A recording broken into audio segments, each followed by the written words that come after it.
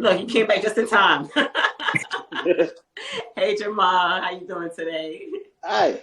Good evening. Good evening. How you doing? Thank you for coming to the Snazzy Lifestyle Podcast. I'm Keisha B. And I am Tamesha Miller. Thank you so much for having me.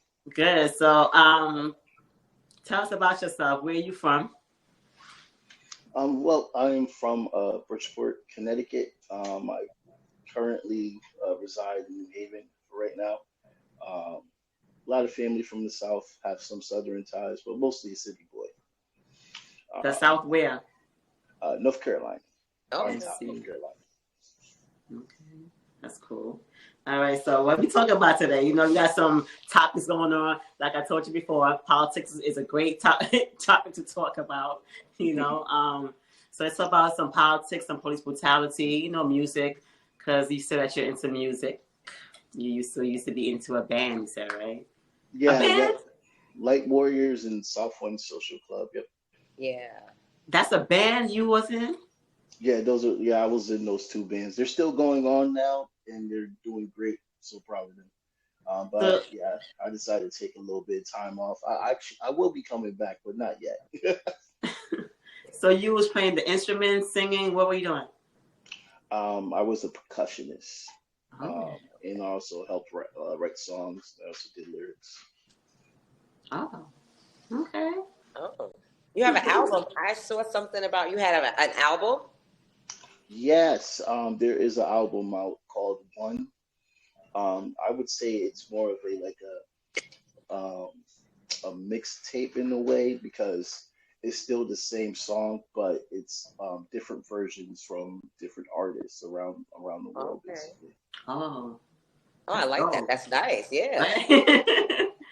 From a black man, that's dope. Yeah, it's on Spotify everywhere. Okay.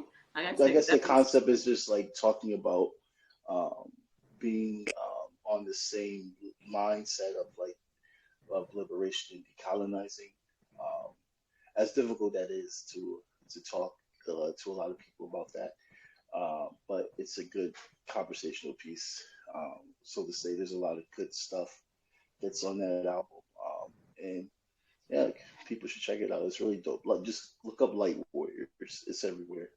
Light Warriors. Yeah. Okay. Is this an all black band or is it mixed? Majority is black. There's only one. The lead singer, he's white, and the bass player is Latino, but everybody else is black on there. Okay. That And it's sounds like good. an Afro fusion, reggae. Oh, I like fusion Afro type of sound. That's Okay. cool. That's different. Yeah, I definitely listened to something today. Yeah. So is it light as in LIGHT or LITE? Yeah, LIGHT and Warriors. Okay. Spelled the same. Warriors. Okay. That's awesome, Jamar. Yeah. So you said that's some talk about some politics real quick, you know, because all this stuff going on with Trump and stuff like that. He's he got what 30-something counts or something against him or something like that. 36. Yes. I feel like it's interesting because on the fact of the understanding that this is the first time in our country's history that we actually indicted a president, which I can name a lot of presidents that should have been indicted as well too, but unfortunately they got away. But there's a huge vendetta to make sure they tried everything to get this guy. They raided his house. They said there was stuff there, but it ended up being false. So they had nothing to get him with that. They could have got him for the whole January 6th thing, but that fell off. And now they're rehatching up this Stormy Daniels. I haven't looked at the charges yet. I was surprised that there was 34 charges. And look, I'm not a Trump fan at all. But I do see this as selective justice. Yeah. And if they can do this with him, why haven't they did this with any other politician or world leader that has bodies on their hands? Literally bodies. I mean, like Obama literally said that he had to apologize for Syria, Really? because he was given the wrong intel about no, not Syria, Libya. He was given the wrong intel about Libya. Why haven't anyone been prosecuted about NATO toppling and murdering a country like Libya and leaving it to shambles to the point that now there's slavery reintegrated into Libya, and now Libya is ran by mercenaries. Someone should be indicted for that. But the focus is on Trump as being the only problem in this country, which I think is really cutting us short on trying to fix what's really happening Right. with this country if we only focus on the orange man. Yeah, the orange man is corrupt, but he was enabled by all those other people in Washington that enabled him. Right. Exactly. And I feel like the reason why they're trying to take him down because, he got those people to go into the Capitol. Like so much happened on the front part of where I feel like they just want to make an example out of him. Right. For anyone else who think that, okay, you're going to try this crap, because like you said, Jamar, they tried so many things to get him to pinpoint him. I feel they just want to make an example out of him. And like you said, with so much else going on, they could have did this with anyone. But they're like, you know what? You did all of this. You was out there with it. We're going to make you the example. Yeah. I mean, I made the joke. Some people at work didn't like it, but Trump is getting the feeling of what it's like to be black because this is what they have done with us for years. They have murdered our leaders, left our communities in shambles, and blamed us for the reason. Target our people 24/7, kill our people in the streets, and get mad when we're questioned about it. When they're questioned about it, so he's getting a taste of what it's like to be marginalized and oppressed. Even though he's a billionaire, he probably doesn't feel it. Yeah. But they're on him like how they're always on our leaders 24/7. I mean, before the raid happened, we heard about our brothers and sisters who were a part of the labor movement in Florida who was raided by the FBI. These are elderly black people, like 70, 80 years old. Their house getting flashbanged by the FBI. And there was silence on that. But after they got raided, they raided Trump next. And the media blew up out of proportion over the Trump thing. But our brothers and sisters just felt the same type of oppression from the FBI before Trump was even raided. So it just shows what we pay attention to. And, and I think that people should look at what they're doing as being an example of what do they choose as being right and wrong to them, not to the working class. They're not going after Trump off of what we think we should go after Trump for. They're going after Trump for what they want to go after. Yes. That's you right. You're absolutely right. Because if we had to go after him, it'd be a whole different thing. Forget Stormy. We got so many other things that we can go after. You ain't nobody worried about her. You did that to your wife. Deal with that with your wife. Y'all should work that out. Right. So you're exactly right on that point. Yes. So do you think that he's going to run for president, or are they going to try to re-elect him? Because at the end of the day, our votes don't elect anyone. If that's how I feel, they elect whoever they want to elect into whatever house they want to. Our vote means nothing. Okay, so that's why I don't vote, because you could go vote until your fingers fall off. It's not, you know what I'm saying? They put people in there that they want in there and just make a whole hoopla. So do you think that he's going to actually run? I know he wants to because he's a narcissist. You know what I'm saying? Well, he announced already, Do you think so? I think because he announced that he was going to run for president is why they're doing this.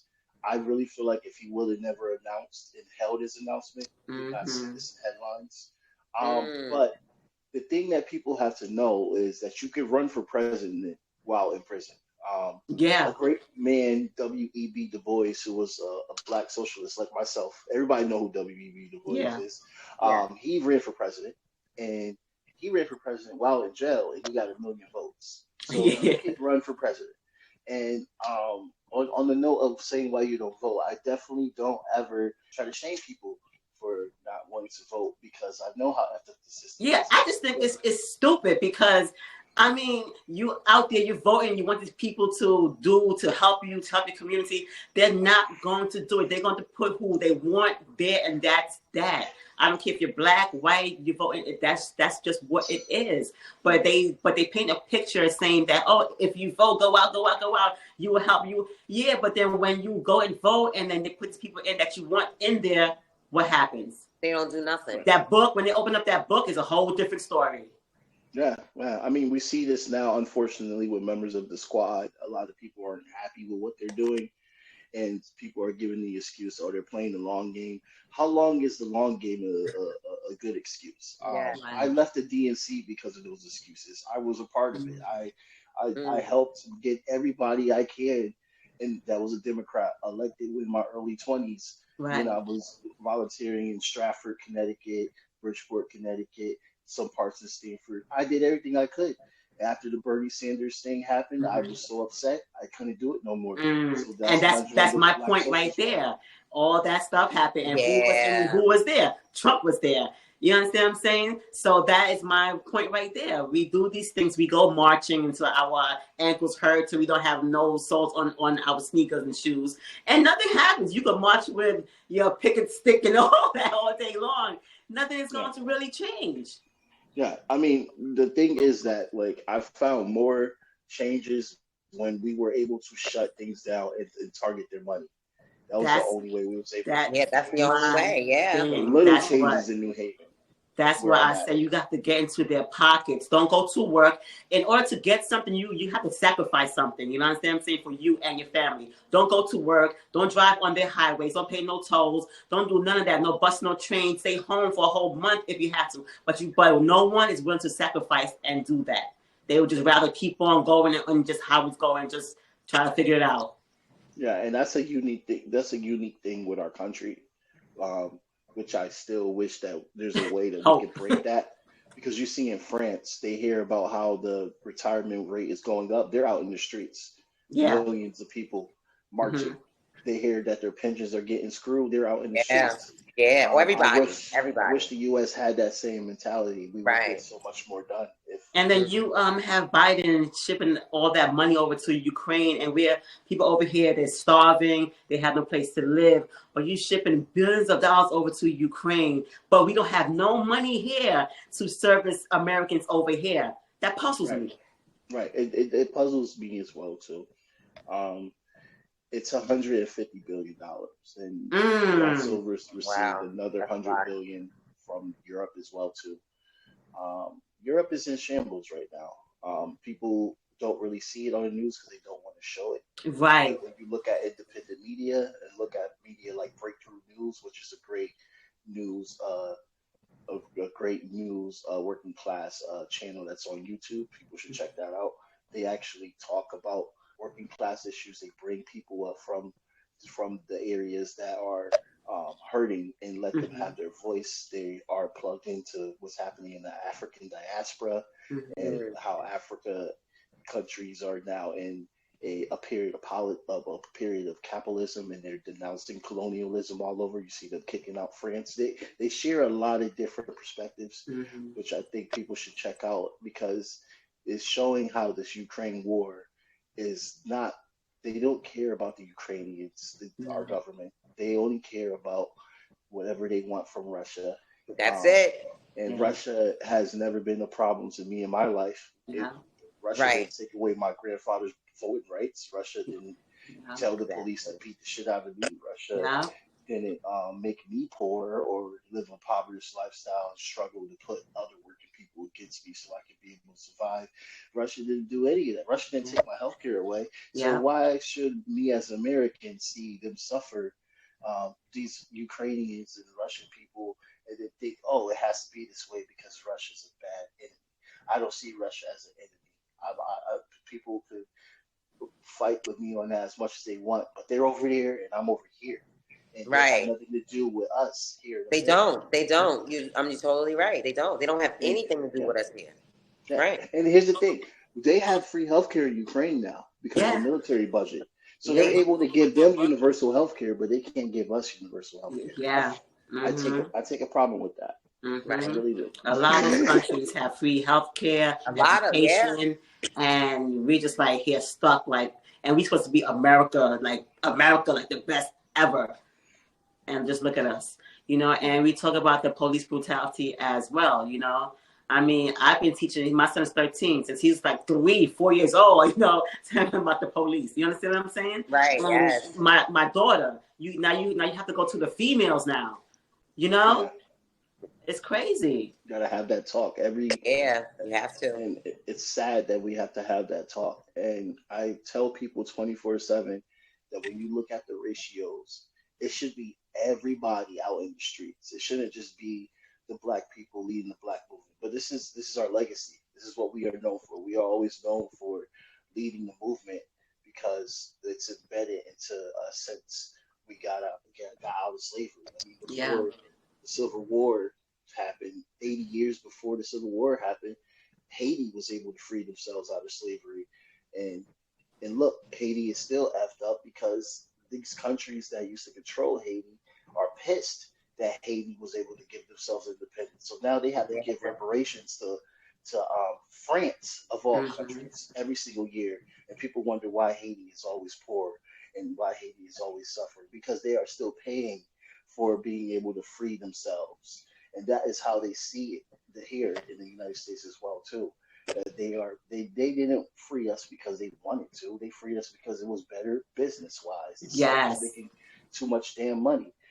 So off of free labor, off of our backs. So they wanted to even it out. It was a business deal to even it out. It wasn't truthfully a moralistic ideal.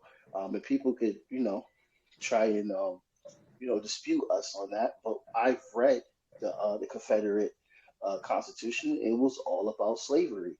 You can pretend and say that it wasn't, but it was all about slavery. It was not about being independent and free, Confederate, and making the South take their own future. No, none of that stuff. Those are myths. Just like the Pilgrims was a myth that they came here because they wanted to do a better religion. No, that's a myth. They came here to expand and destroy, and that's exactly what they did to my Native ancestors. So it's always been that way, especially when you look at the Black struggle. Look at civil rights. We was able to push them to give us the Title IX. You guys, Americans, y'all have Title IX because of us. You have sickle cell disease cures because of us. You have the WIC program because of us. You have all these programs because of Black struggle. So it's important for Black struggle to continue. When people ask me, why do you always talk about this? Why do you always have a conversation about this? Because I have read our legacy on us pushing this country to progressive, better opportunity.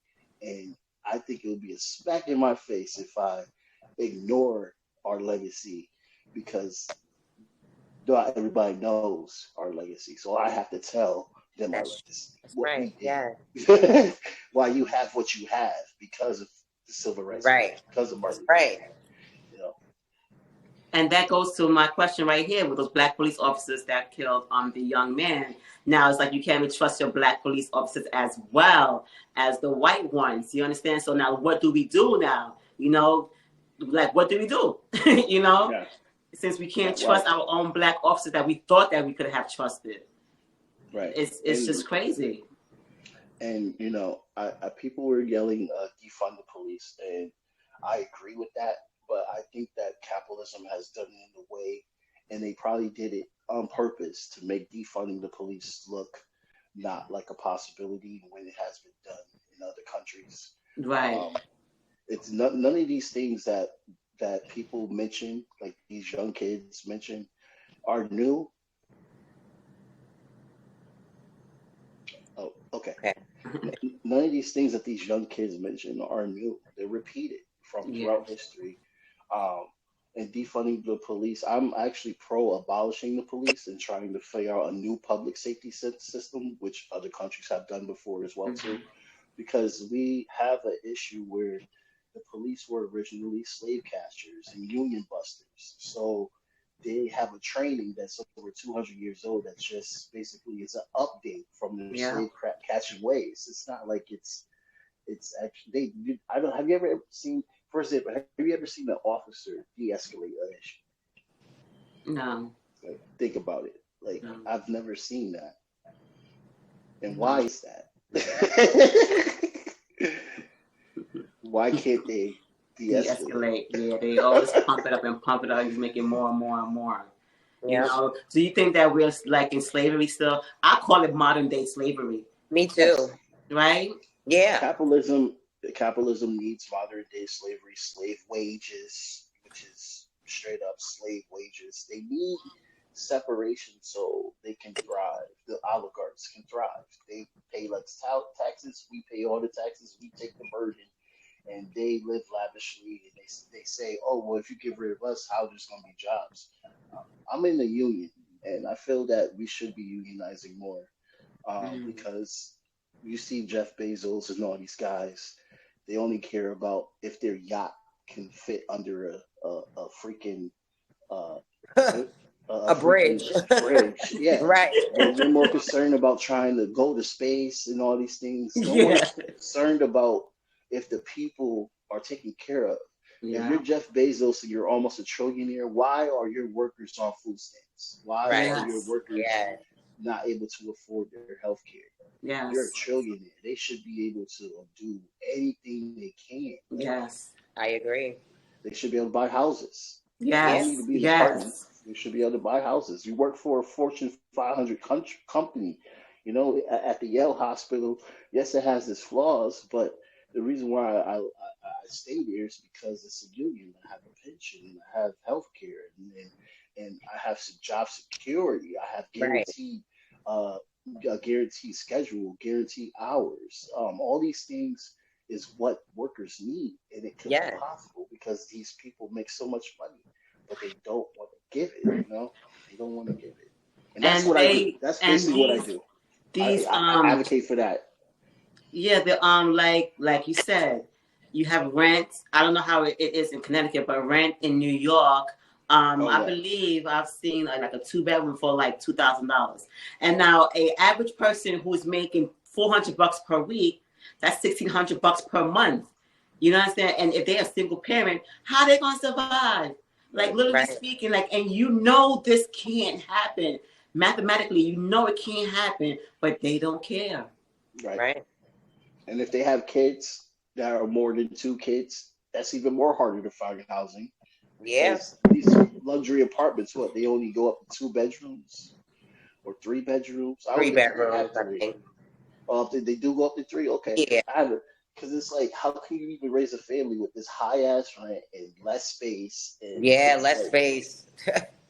You really can't. Like, I mean, when I was growing up, I had to share a bedroom with my brother, but at least it was our house. It was easy for our parents to own it, and it's not like what they're doing now and stuff like that. You know, how they're just making it hard to find a house nowadays. It's just, it like, I feel for people that are older than me when they're just like already have their house, they already have their business and stuff like that, and then they look at us, the millennials, because now they're after the Gen Zs. It's y'all turn now, Gen Z. We already went through it. Now they look at us like, why can't you do what we do? Because the economy changed, bro. Like, it is. I able to buy a house at 21. I can't do that now. I'm 30. It's different.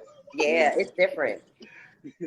It's different now. Yeah, it's totally different. Those things that work for my mom, some of them work for me, a lot of them didn't. And definitely what worked for me, you know, some of it worked for my son, but it's a different world. Everything is different. You can apply some of the old ways, but not all of them. Yeah. Not all of them. You can pick and take what you think will work for you and then do what you need to do in this lifetime in 2023, because it's a whole different world out here. Yeah. You know, I always say if some of our forefathers or my mom and them, they were living, they would be like, what in the world? And these are the things that I talk about on my platform, the Jabari VOC Podcast, and also Unsavory Politic. Where we talk about these things because it's not being talked much about, because they don't want you to think about these things. They want you to think that China, who has never invaded anybody in years, is going to invade Taiwan and then invade everybody else around the world. They want you to be fearing of other people thousands of miles away. That has nothing to do with what we're doing, trying to survive and and save money and live a better life, meet somebody eventually, hopefully, and live the best rest of their lives. We're only here for a glimpse of the world, and Yeah. we're too Right. busy working on what we have to work on. So a lot of people aren't like nerds like me, where they can like look at other outlets and see what's going on in the world. They Yeah. only see what they see on TV, and all they Yeah. see on Right. TV is You're fear so mongering. right. And Yes. it's very sad that they have curated the media to be able to just, it's like a matrix type of mindset. I don't want to use like the red pill or blue pill because misogynistic I call it that too a little bit. people. I really didn't have no other way to call it, but that's what I used to say. Like, we're in the matrix, we're living in the matrix. And if you don't stop and take a look, like I used to tell people, for example, the first time I wasn't working anymore, I was like, oh wow, I was really in the matrix. Look, they built all this crap, all this stuff going on in my neighborhood, my community. I'm not even aware of it because you know Right. what? I'm on a one track every day. Yeah. 9 to 5, like a robot. Do this, do that, and you didn't even see what was going on. Let me tell you, when that opened up, my life, everything opened up. You just pay attention, everything. You see everything that's going Yeah, around. yeah, Yes, it's true. It's so yeah, true. yeah. And I And wish everyone could be like that as well. Yeah. yeah, but it's so stressful. And then It some is. people think you're crazy, Yes. Yes. and like people have asked me like, what else do you do? And I do a lot of things. I'm into a lot of stuff, but this is my expertise. Just like Right. everybody has their expertise. My expertise is politics and then revolutionary politics. I mean, I've been doing it all my life. I was working for the Democrats before I even became a socialist. So it's just a part of me, and the church is what made me wanted to do this because the church, we had food pantries, we were feeding people. Mm. My mom also, she has joined labor protests, even though she's not really an activist of any kind. Mm. She has joined for her job and stuff. And growing up, seeing that as a young kid, it influenced me greatly. And I was thinking to myself, should I worry about myself more, or should I try to help others? And Right. I think that is what put me on this track. But just like people get annoyed with people that play Yu-Gi-Oh cards, I feel like I'm one of those. I'm one of those guys. The Okay. people All that right. are Yeah. nerds about things that a lot of people usually That aren't. matter. That Yeah. matter. That matter. Yeah. Yes, That's but what it it does is. matter. Yes. Right. So what you doing this year, as opposed to like the politics, or going to try to Mhm. help out with with the election and stuff? When is the election again? Is next year? Well, yeah, it is next year. We usually Okay. put out somebody from because I'm a PSL member, which Okay. is it's a third party. It's the biggest, youngest party in the country. But it's called the Party for Socialism and Liberation.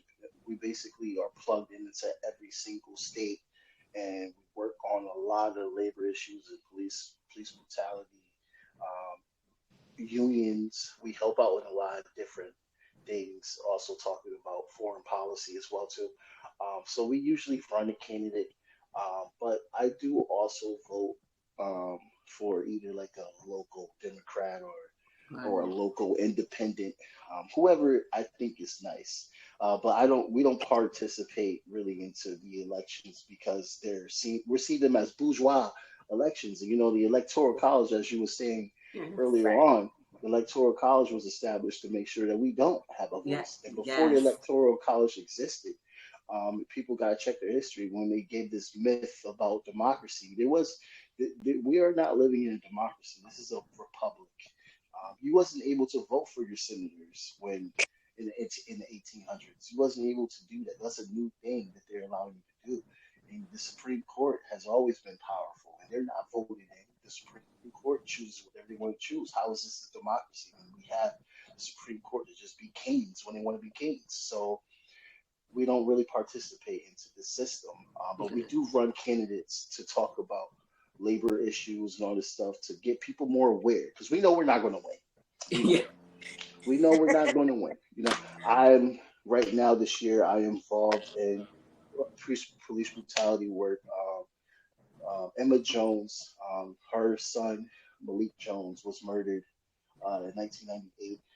His body was ricocheted with over 40 bullets, being chased by East Haven police. They chased them actually into New Haven, which is insane that police can cross jurisdiction, Right, yeah. murder somebody in the town that they're not even serving. So she has fought for the CRB, which is the Civilian Review Board, and she's an amazing lawyer. So she was able to give it a platform that has teeth, subpoena power, private investigator.